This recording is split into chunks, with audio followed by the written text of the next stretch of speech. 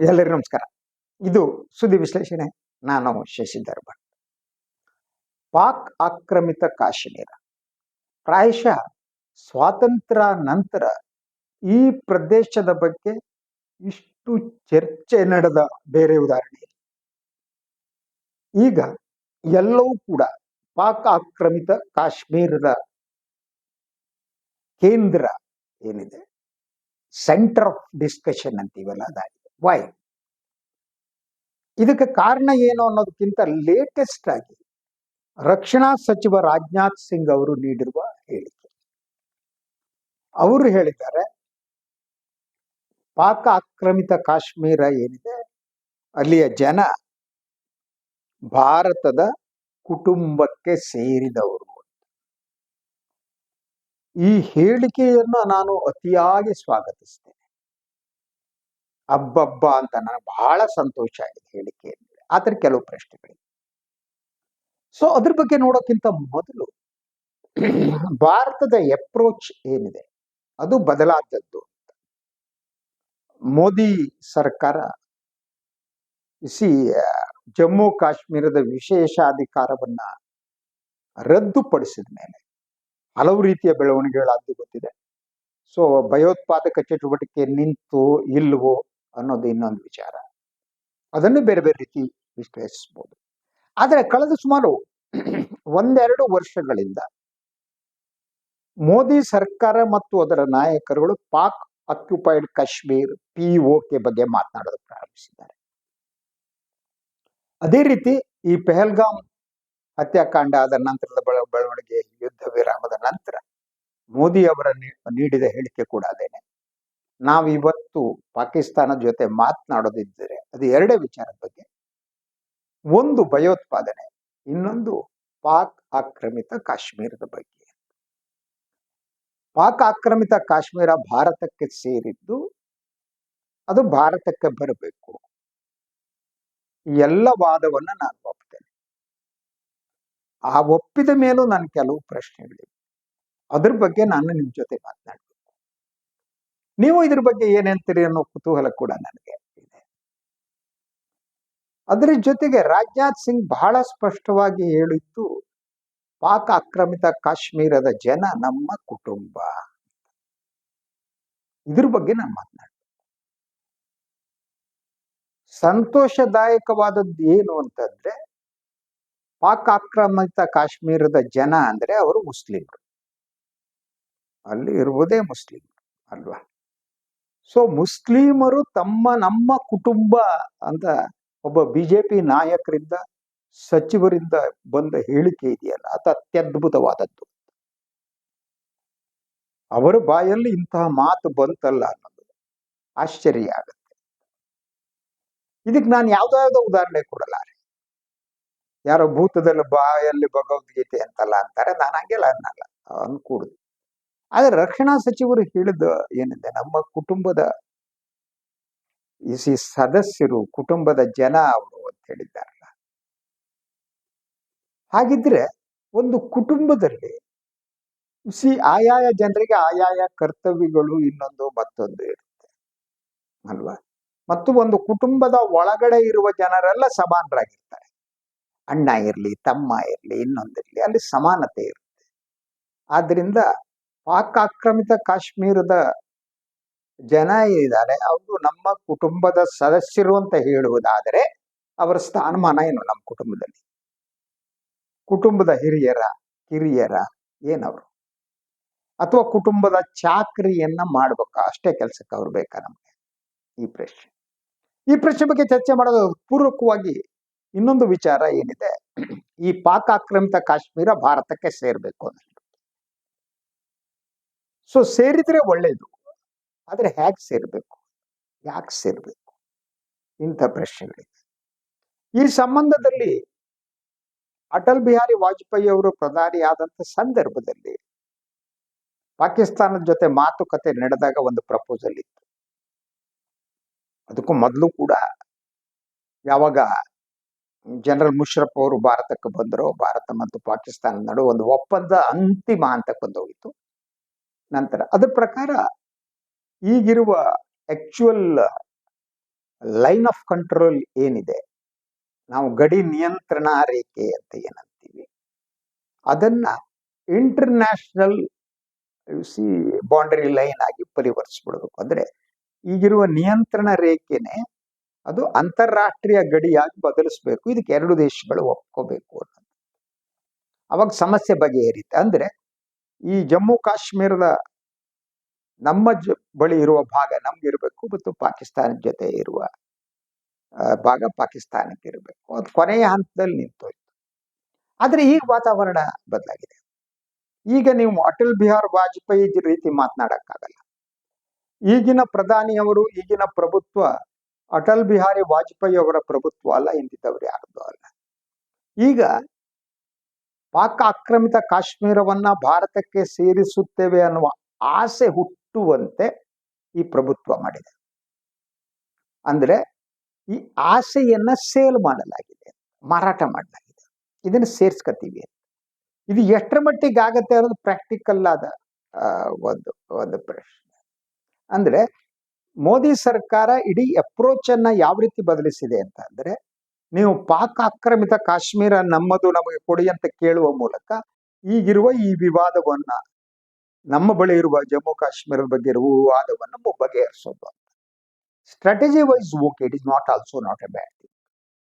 But ಆದರೆ ನೀವು ಜಮ್ಮು ಕಾಶ್ಮೀರದ ಏನು ಭಾಗ ಪಾಕಿಸ್ತಾನದಲ್ಲಿದೆ, ಪಾಕ್ ಆಕ್ಯುಪೈಡ್ ಕಾಶ್ಮೀರ, ಅದರ ನೆಲ ಬೇಕೋ ಅಥವಾ ಜನನೂ ಬೇಕು? ಈ ಪ್ರಶ್ನೆಯನ್ನ ನಾವು ಬಹಳ ಗಂಭೀರವಾಗಿ ಚರ್ಚಿಸಬೇಕಾಗಿದೆ. ಯಾಕಂದ್ರೆ ಒಂದು ಪ್ರದೇಶ ನಮ್ಮ ದೇಶಕ್ಕೆ ಸೇರ್ಬೇಕು ಅನ್ನೋದು ಸರಿಯಾದದ್ದು. ಆದರೆ ಅದನ್ನು ಸೇರ್ಬೇಕಾದ್ರ ಜೊತೆ ಇರುವ ಜನರ ಕಥೆಯನ್ನು, ಜನರನ್ನ ನಾವು ಸೇರ್ಸ್ಕೊತೀವೋ ಇಲ್ವೋ? ಯಾಕಂದ್ರೆ ಇಡೀ ಜಮ್ಮು ಮತ್ತು ಕಾಶ್ಮೀರದ ನಮ್ಮ ಬಳಿ ಇರುವ ಪ್ರದೇಶದ ಸಮಸ್ಯೆ ಏನು ಅಂದ್ರೆ, ಸ್ವಾತಂತ್ರ್ಯಾನಂತರದ ಇಷ್ಟು ವರ್ಷಗಳಲ್ಲಿ ಜಮ್ಮು ಕಾಶ್ಮೀರದ ಜನ ಸಮುದಾಯ ಏನಿದ್ದಾರೆ, ಅಲ್ಲಿರುವ ಬದುಕುತ್ತಿರುವ ಜನ ಏನಿದ್ದಾರೆ, ಅವ್ರನ್ನ ಎಷ್ಟರ ಮಟ್ಟಿಗೆ ನಾವು ಇನ್ವಾಲ್ವ್ ಮಾಡ್ಕೊಂಡಿದ್ದೀವಿ, ಎಷ್ಟರ ಮಟ್ಟಿಗೆ ಅವರ ಅಭಿಪ್ರಾಯಗಳಿಗೆ ಮನ್ನಣೆ ಸಿಕ್ಕಿದೆ, ಹೀಗೆ ಹಲವು ಪ್ರಶ್ನೆಗಳಿವೆ. ಅದರಂತೆ ಈಗ ಪಾಕ್ ಆಕ್ಯುಪೈಡ್ ಕಾಶ್ಮೀರವನ್ನ ನಾವು ಸೇರಿಸಿಕೊಂಡ್ರೆ ಅಲ್ಲಿಯ ಜನರ ಸ್ಥಿತಿ ಏನು? ನಾನು ನಿಮ್ಗೆ ಹೇಳಿದೆ, ಅಲ್ಲಿರುವ ಬಹುಸಂಖ್ಯಾತ ಮುಸ್ಲಿಮರು.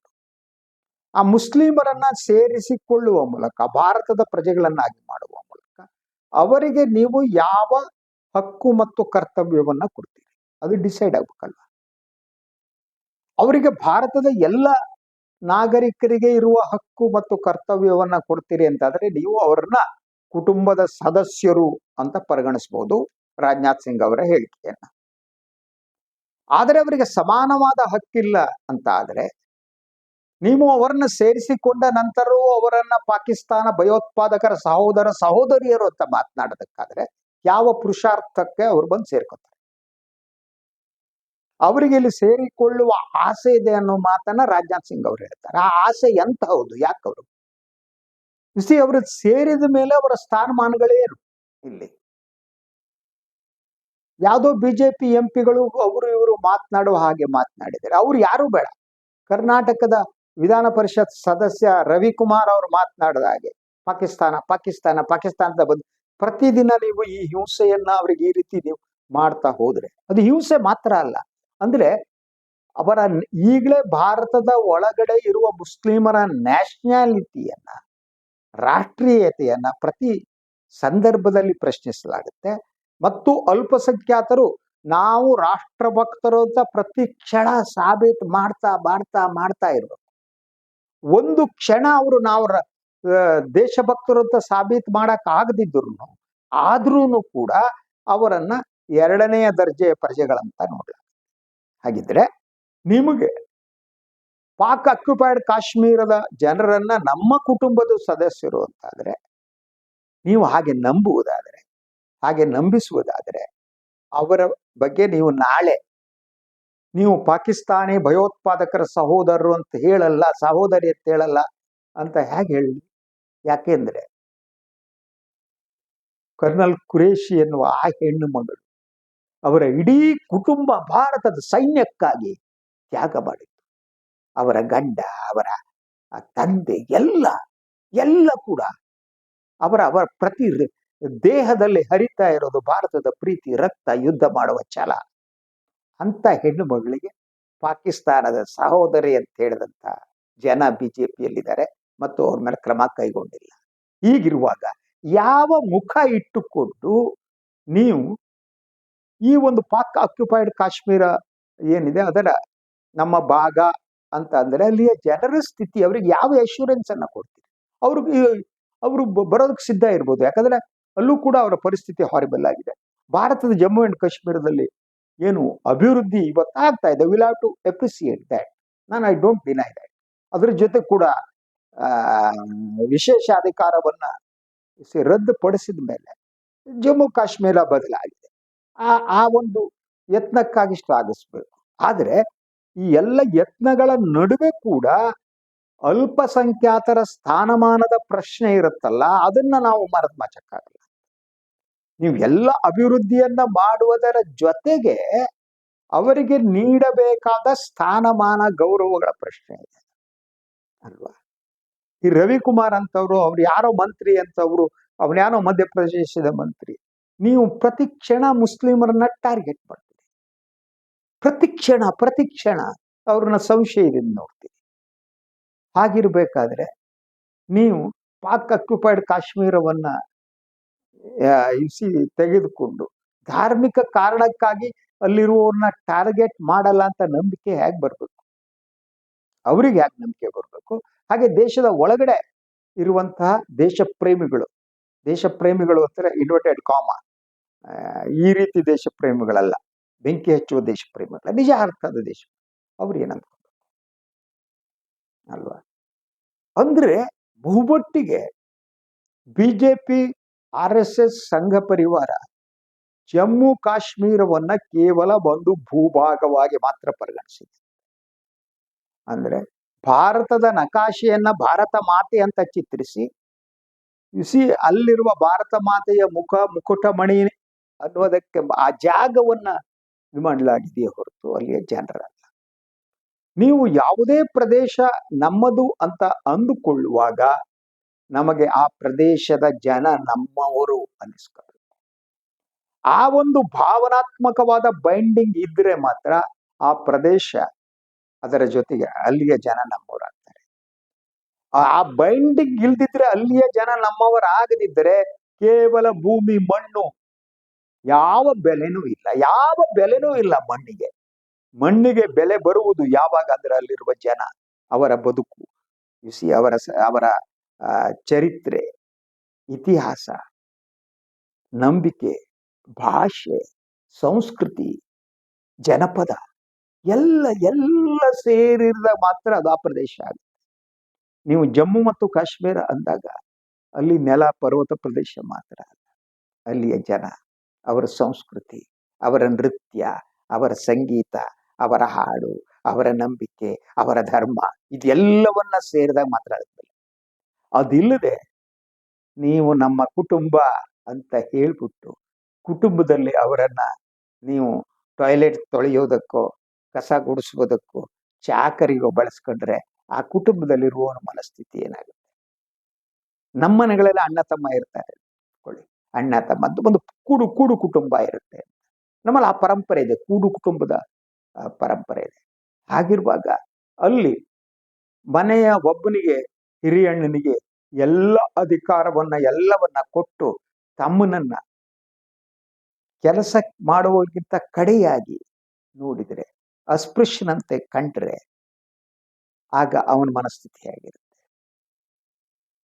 ಸೊ ಅವನು ಒಂದು ದಿನ ಮನೆ ಬಿಟ್ಟು ಆಗಲ್ಲ, ನನಗೆ ಈ ಮನೆಯಲ್ಲಿ ನನಗೆ ಸಿಗಬೇಕಾದ ಹಕ್ಕು, ಕರ್ತವ್ಯ ಇಲ್ಲ ಅಂತೇಳಿ ಮನೆ ಬಿಟ್ಟು ಹೋದ್ಮೇಲೆ ಯಾವುದೋ ಸಂದರ್ಭದಲ್ಲಿ ನೀವು ಹಿಡ್ಕೊ ಬಂದ್ಬಿಟ್ಟು ಬಾರಯ್ಯ ಇದು ನಿನ್ನ ಮನೆ ಅಂತ ಅಂದ್ರೆ ಅವನಿಗೆ ನಂಬಿಕೆ ಬರೋದು ಹೇಗೆ?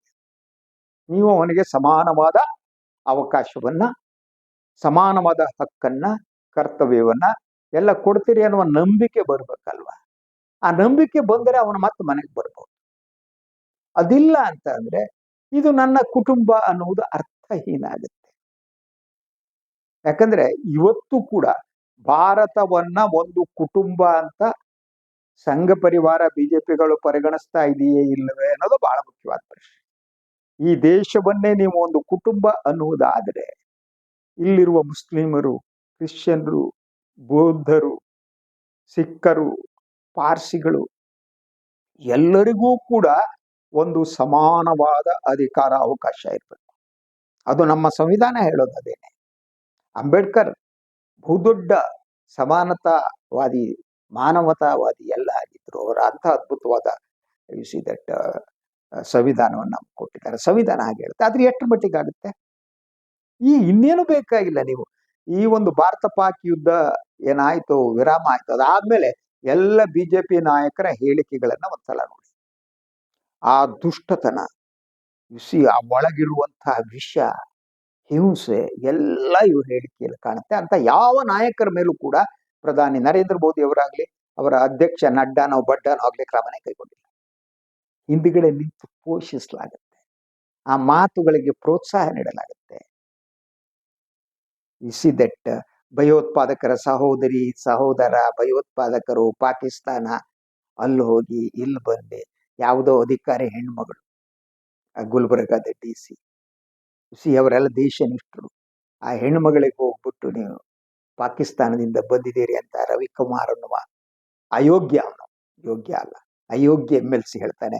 ಬಿಜೆಪಿ ಅದನ್ನು ಸಂತೋಷ ಪಡುತ್ತೆ. ಇಡೀ ಬಿಜೆಪಿ ಸಂಘ ಪರಿವಾರಕ್ಕೆ ನೀವು ಅಲ್ಪಸಂಖ್ಯಾತರನ್ನು ಬೈದರೆ ಸಂತೋಷ ಆಗೋದು. ಅದೊಂದು ರೀತಿ ಕ್ರಿಯಾಲಿಟಿ ಅಂತ, ಅದೊಂದು ಹಿಂಸೆ. ಆ ಕ್ರಿಯಾಲಿಟಿಯನ್ನು ಒಳಗೆ ಇಟ್ಕೊಂಡಿದ್ದಾರೆ. ಹಾಗಿರ್ಬೇಕಾದ್ರೆ ನೀವು ಹೋಗ್ಬಿಟ್ಟು ಜಮ್ಮು ಕಾಶ್ಮೀರದ ಜನ ನಮ್ಮ ಕುಟುಂಬ ಅಂದ್ರೆ ಅದು ಹಾಸ್ಯವೇ, ಅದು ನಾಟಕನೇ, ಅದು ಏನದು? ನೀವು ಅಧಿಕಾರಕ್ಕಾಗಿ ಏನ್ ಬೇಕಾದ್ರೂ ಮಾತನಾಡ್ಬಲ್ರಿ ರಾಜನಾಥ್ ಸಿಂಗ್ ಅವರೇ. ನೀವು ನಿಜವಾಗಿ ಭಾರತದ ಒಳಗಡೆ ಇರುವ ಮುಸ್ಲಿಮರಿಗೆ ಸಮಾನ ಅಧಿಕಾರವನ್ನ ಕೊಟ್ಟು ಅವರನ್ನ ನಮ್ಮ ಕುಟುಂಬ ಅಂತ ಅನ್ಕೊಳ್ಳಿ. ನೀವು ಆ ರೀತಿ ಹೇಳಿದ್ರೆ ಮಾತ್ರ ಆಗ ಜಮ್ಮು ಮತ್ತು ಕಾಶ್ಮೀರ, ಪಾಕ್ ಆಕ್ಯುಪೈಡ್ ಕಾಶ್ಮೀರದಲ್ಲಿರುವ ಜನ ಓಡೋಡಿ ಬಂದು ಭಾರತದಲ್ಲಿ ಸೇರ್ತಾರೆ. ಭಾರತದಲ್ಲಿ ಯಾರಾದರೂ ಬಂದು ಸೇರಬೇಕು ಅಂದ್ರೆ ಅಲ್ಲಿ